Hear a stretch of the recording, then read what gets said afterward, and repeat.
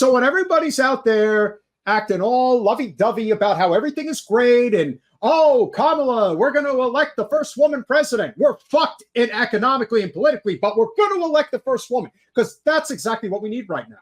That is the only thing that matters.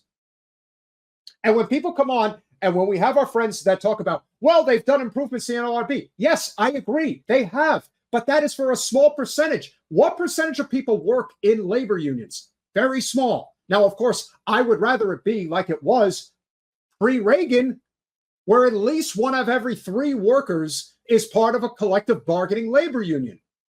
And that benefits everybody economically because the private sector has to compete. They don't have a choice. It's no different than the argument that I've made constantly when it comes to the immigration issue. The reason the floodgates open up at the border is because labor is trying to find their sea legs. And the multinational corporations, the shareholders, they don't want any part of it. Their attitude is, open up the floodgates at the border and we'll fuck everybody in the process. You won't get a raise. In fact, you'll lose your job and we'll just bring in people who will work for pennies on the dollar. And we'll continue to get rich because we manipulate the system anyway with our stock portfolios. You've literally got, who is still technically the head of the Democratic Party, Nancy Pelosi. There is an account of hundreds of thousands of followers that follows her stock trades. And she beats the S&P 500, which of course nobody can do unless they're cheating. So, you know, you kind of just lose faith, and it's understandable. I've lost faith. I can assure you all of this, and I will say this now, and I mean this from the heart and from the hip. If I ever ran for office, I couldn't do it in the two-party system. I couldn't do it. Because I can't lie. I can't do it. I can't tell you that shit doesn't stink when it stinks to high heaven. There would be no way to defend it. There would be no way to adhere to it. You either have principles or you don't. You can build something with principles. You can't build it without them. The only thing that you can do, the only thing,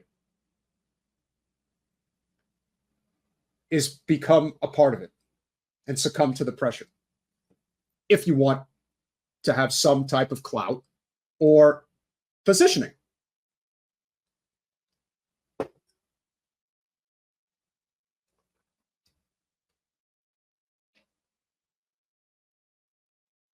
And this, of course, for me, is why I can't play in that sandbox. I've been around the Democratic Party establishment. I've been around the Republican Party establishment. But the fact is, half this country is independent. And they want a new path. And it's going to continue to grow. Because you can't deny just how much worse it gets day in and day out for everybody. I bet just about everybody in this chat has at one time or another dealt with something very drastically when it comes to their economic and political circumstances. It could be the wage that they're making at their job. It could be the trade they're trying to learn to be better than, you know, today than they were yesterday, and hopefully will be even better tomorrow. Most people don't have health care. And if they do, it sure as hell ain't good.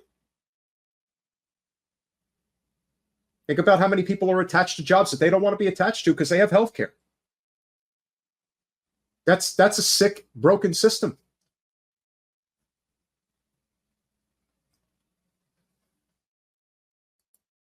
The only way we change our fortunes in this country is if we can have conversations with people we don't agree with and find common ground.